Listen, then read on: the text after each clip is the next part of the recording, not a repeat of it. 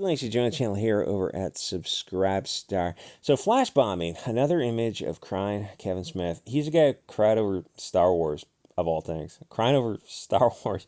Yeah, look at yourself, maybe watch that video before you upload it and think, what's going on? Is there like a chemical imbalance that's causing this? Maybe I would think that would be it. Something else is going on when you're crying over Star Wars. Star Wars is just some big corporate piece of garbage.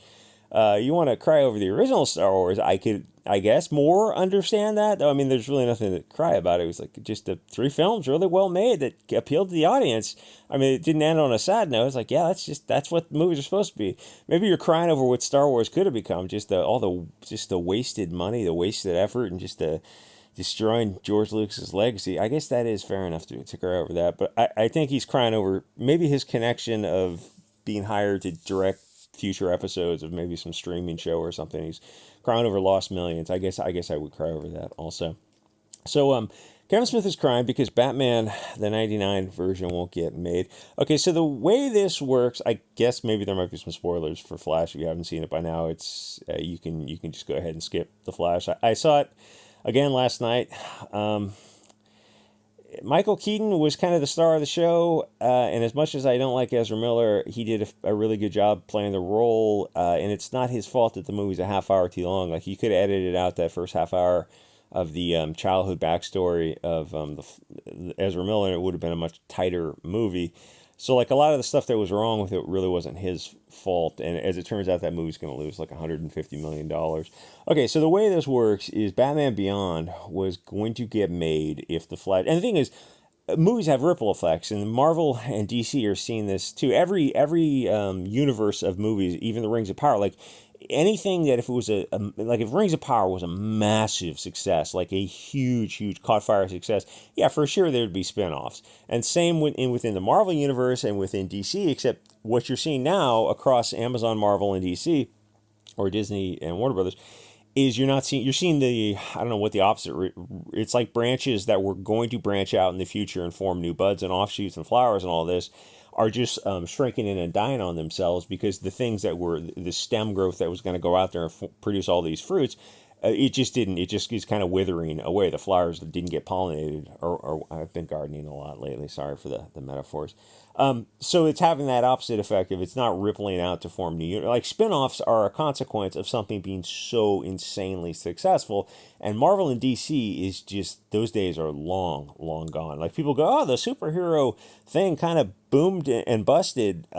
Yeah, but it's not like people aren't, that covers up, that dissembles, that covers up the truth. It's not just the superhero thing, vibe is over. It's like, no, they're just getting increasingly kind of wokish and preachy, to the point where you should have been printing money with these things. All you had to do is give the customer fun, silly movies that they liked. Like Ant-Man should have been a fun, lightweight movie. You didn't need to race swap characters, and you didn't need to give us a little lecture about San Francisco politics and Antifa and BLM, which didn't even make sense because you're talking about, like, she's giving this lecture in San Francisco. Like, California, San Francisco, been left-wing city and state for a long time. It's firmly in the hands of left-wingers. So, like, who are you arguing against? The police are so evil. It's like, yeah, so the mayor and the governor, you're going to, like, this, a lot of that stuff didn't make sense, but people just didn't want to see that in a movie. We didn't want to be preached to. And like, oh, so this Kang character, he's what he is. And I think he's purple, actually.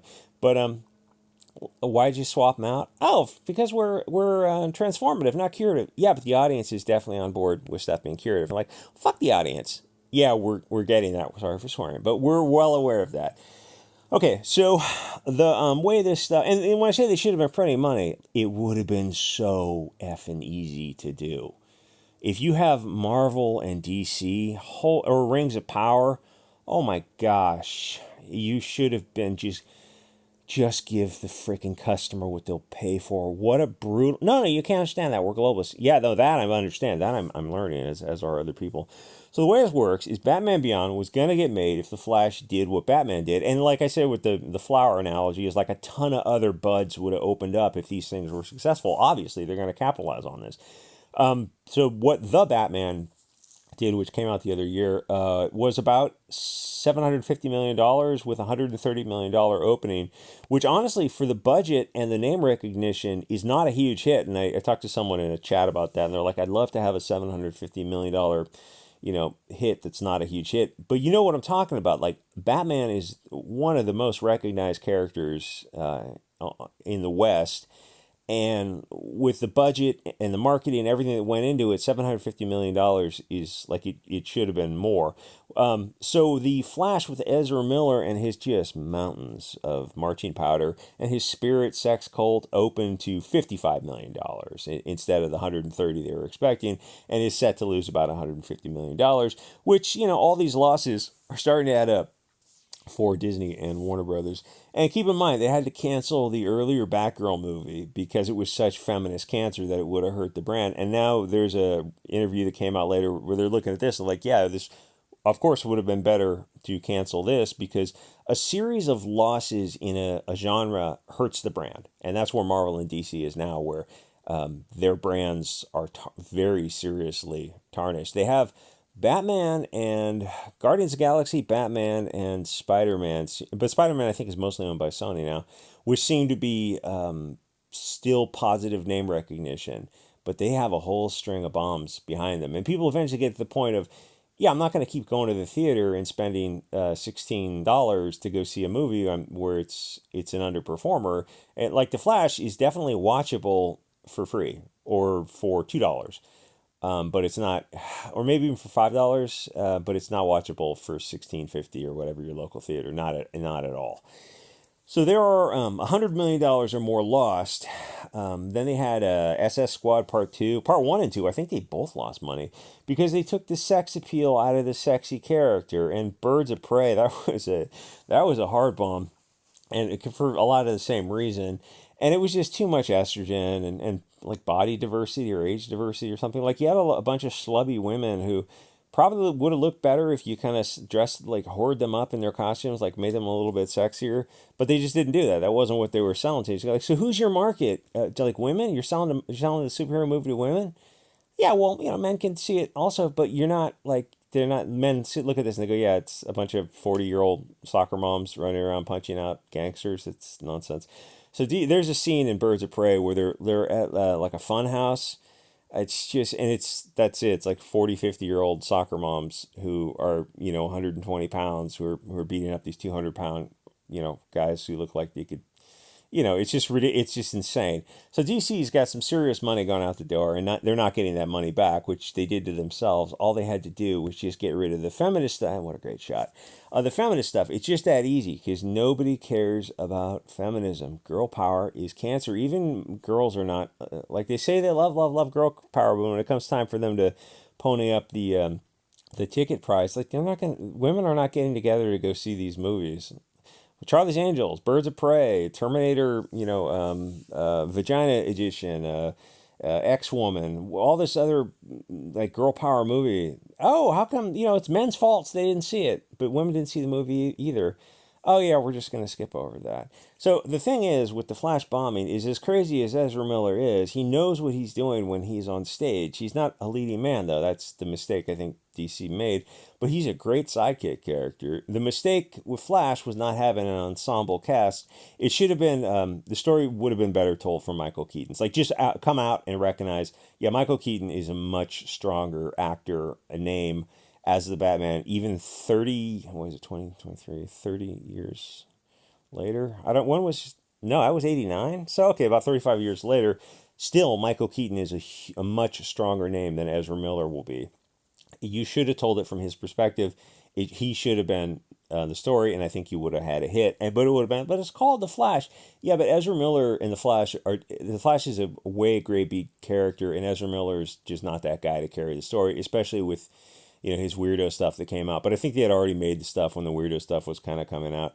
And the thing with Ezra Miller is he's BLT, and that, like, everyone knows he's BLT, and it kind of comes across in the movie, except in the movie they had him dating dating some chick, and I mean, it's like he's dating whatever. There's more to it than that.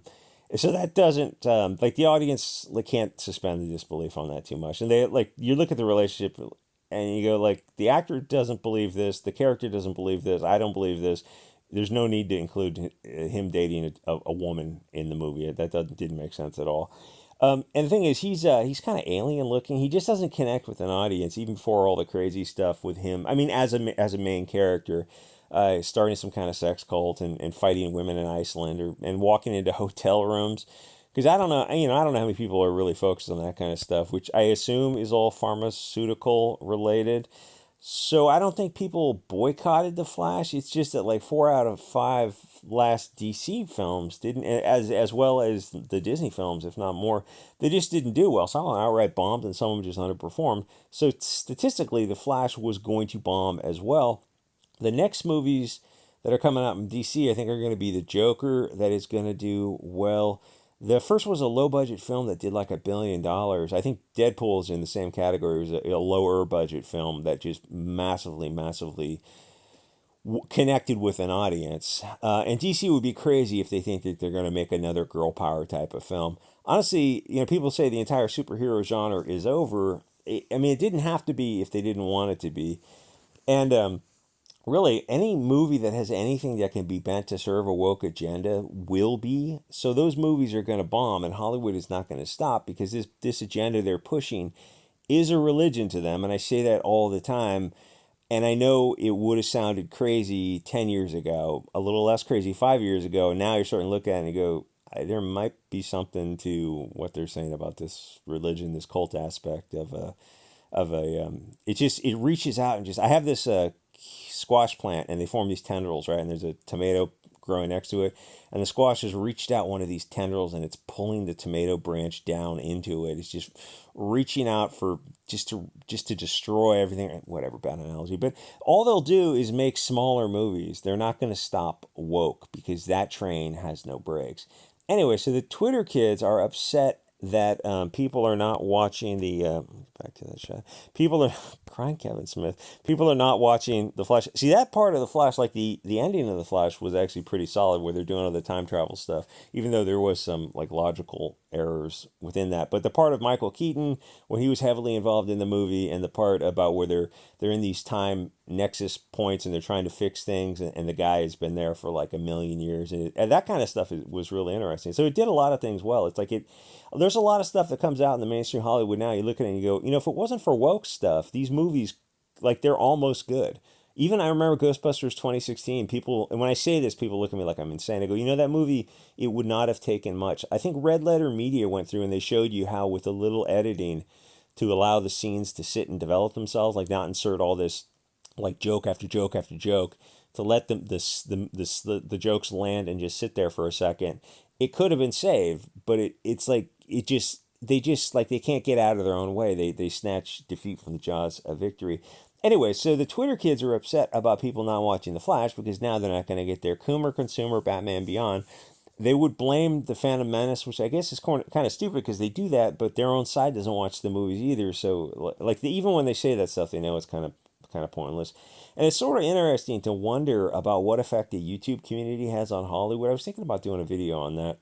But a lot of times with videos, you're thinking in terms of 10-minute segments and also in terms of thumbnails and titles. And if it doesn't fit, if you can't balance those three things, like a complicated, nuanced title, thumbnail, and video topic, there's really kind of no point in doing it on YouTube because it won't connect with an audience, which I know sounds kind of weird, but that's kind of the way the things work with YouTube. Anyway, the Phantom Menace does have some effect. It's not nothing, but the YouTube Phantom Menace community wouldn't exist at all if Hollywood wasn't pushing this bullshit comics, and it's kind of the same for Comicsgate with their cancer comics and all this kind of stuff. Now, the thing with the Flash is, I think it's gonna. I thought the Flash would do better actually because of the Michael Keaton stuff. Like the previews of it looked good to me. I think the Flash is gonna do better in streaming. Because it's like if you're already subscribed to, but I mean, I guess that's not the point of streaming. They want fresh subscriptions to join what is it stream on HBO? I think it streams Warner Brothers stuff. Anyway, I mean, the Flash had a lot of mistakes, but it didn't feel like it was Ezra Miller's fault. They had Supergirl in there. I think that's played by, I want to say, Sasha Call. It's like she shouldn't have been in there. I would have found a way to like Henry Cavill is going to be in this role. Oh, but it doesn't fit the continuity of the universe. Yeah, I don't care. If you put Henry Cavill and Michael Keaton in the movie, I think you would have made another $200 million and turn a profit. Oh, but we're gonna put this little woke like Mary Sue puppy in the movie that nobody wants to see. Like she has no audience appeal whatsoever. I think she's an adult in the movie, but like, is she gonna be a sex symbol? No, how dare you have her as a sex? Well, she's definitely not. She's definitely not. I think she's like 23 or something. She's just kind of like a very flat two-dimensional character that I would rather not see. If you're gonna put well, you shouldn't put a female in there. Nobody wants to see a woman like a super. It's just, you have Henry Cavill. I think he's still floating around. I would have put him in there, and you probably would have had a hit. No, we're not gonna do that. Yeah, I know. That's why the movie's gonna lose. That's one of the reasons the movie's gonna lose $150 million. I mean, there's a whole lot more to it than that. Anyway, I guess I'll skip that. There's some other politically incorrect stuff, and there is one thing I want to say about the time travel multiverse theory. If you've seen the movie or not, they contradict themselves with that because they go from like one space timeline continuity theory where he's going into his space timeline past and changing the past. And then Michael Keaton introduces a new theory about multiple strands of different space timelines. So he's just going from one strand to another. He's never actually even returning, or you don't even know for sure if he's even returning his original space timeline. So they unless I'm misunderstanding it, I think the people who worked on that did not sit down and think of like, what theory are we going to go with, a multiverse theory, which isn't really time travel, it's space-time travel, because you're not actually going through your space-time continuum, your timeline, changing it, which is impossible in this universe. But are they, I mean, fiction, you can do anything you want, I get that. But then, part of the movie is saying they're in one space timeline, and he's changing the past that he's originated from, his universe that he originated from. And Michael Keaton says, no, you're going from strand to strand to strand, and you're not going back ever to the original. So it's like they never solved that issue, and it was kind of a sticking point. But I mean, I know the whole movie's kind of nonsense. But I will say the end of it, where they're in those like these time nexus portals, and they're kind of figuring all this stuff out. That was interesting. Like that's why the movies are frustrating, because yeah, they're bad and they're losing money, but like it would have taken just a normal person to go in there and clean up these mistakes, shorten the film by a half hour, leave out a lot of stuff, and make movies that connect with an audience. Like any normal person could have done that. Any person who doesn't have a far left wing agenda, and they look at you when you say that like you're insane, but they look at you, the point of Zaslav's, Warner Brothers, and I don't know who runs Disney now. The whole point of those billion-dollar companies is not to make movies and not to get a return on investment. It's to push globalist propaganda. And that's not as weird when I say that now. Like, there's something going on here. Anyway, like, comment, subscribe, check us out on the subscribe store. Thanks to Vegan, LG, and everyone else over there. I'll see you guys all next episode.